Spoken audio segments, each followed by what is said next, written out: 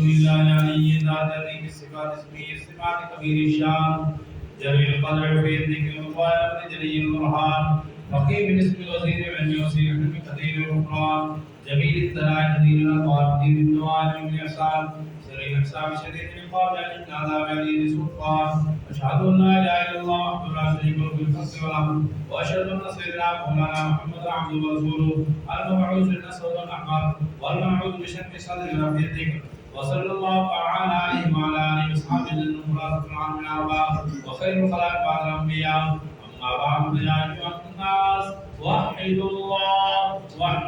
الله فان التوحيد راس الطاعات واتقوا الله فان التقوى من الحسنات وعليكم بالسنه فان السنه تهدي الى الطاعات من اطاع الله ورسوله فقد رشد واهتدى واياكم البدعه فان البدعه تهدي الى المعصيه ومن يعص الله ورسوله فقد ضل وهوى وعليكم بالصدق فان الصدق يذيب الكذب ويهلك وعليكم بالاحسان فان الله يحب المحسنين ولا تبعثوا برحمه الله من هو ارحم الراحمين ولا تحبوا الدنيا وتكونوا من الخاسرين الا وان نصرناكم حتى تصل رزقا فاتقوا الله واتقوا بالقول وتوكلوا عليه ان الله يحب المتوكلين وادعوا ان ربكم فإن ربكم مجيب الداعين واستغفروا فإنه يمددكم جبارا ومنين أعوذ بالله من الشيطان الرجيم وقال ربكم ادعوني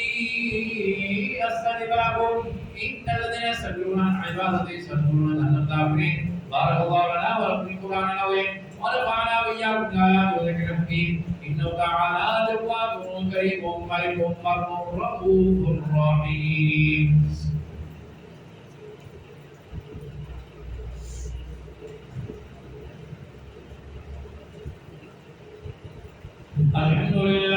الحمد لله وكفى وسلام على عباده الذين اصطفى خصوصا على سيد الرسل وخاتم الانبياء وعلى اله واصحابه المجتبى اما بعد فاعوذ بالله من الشيطان الرجيم بسم الله الرحمن الرحيم ان الله وملائكته يصلون على النبي يا ايها الذين امنوا صلوا عليه وسلموا تسليما اللهم صل على سيدنا مولانا محمد وعلى ال سيدنا مولانا محمد صلى الله عليه وسلم عبدك ورسولك وصلى المؤمنين والمؤمنات والمسلمين والمسلمات وبارك على سيدنا مولانا محمد وعلى ذريته قال النبي صلى الله عليه وسلم ارحم امتي بامتي ابو بكر واشدهم في امر الله عمر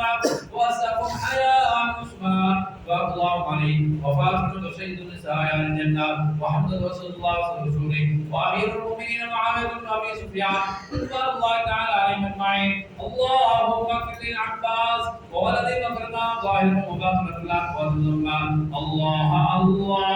في اصحابي لا تتخذوا من بعد غرضا ومن حقهم بحبه يحقهم من ابدوا فببغضه يبغضهم وخير القرون قرني ثم الذين يلونهم ثم الذين يلونهم اللهم انصر من نصر دين محمد صلى الله عليه وسلم وجعلنا منهم اللهم اخذ من خذل دين محمد صلى الله عليه وسلم ولا تجعلنا منهم اللهم انصر الاسلام والمسلمين اللهم اعز الاسلام والمسلمين اللهم انصر المجاهدين في كل مكان اللهم انصر المجاهدين في كل مكان اللهم عليك اليهود والهنود والنصارى والمشركين كما تعالى وسعود اللهم لعن الذين يسبون اصحاب النبي صلى الله عليه وسلم اللهم لعن الذين يسبون ازواج النبي صلى الله عليه وسلم اللهم اغفر لي ولنا وللمؤمنين والمؤمنات والمسلمين والمسلمات تعالوا عباد الله رحمكم الله ان الله يحب العدل والإحسان وإيتاء ذي القربى وينهى عن الفحشاء والمنكر يعظكم لعلكم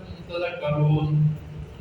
اذكروا الله يذكركم ولذكر الله تعالى اعلى واولى وازواج واتم واكبر الله يعلم ما تصنعون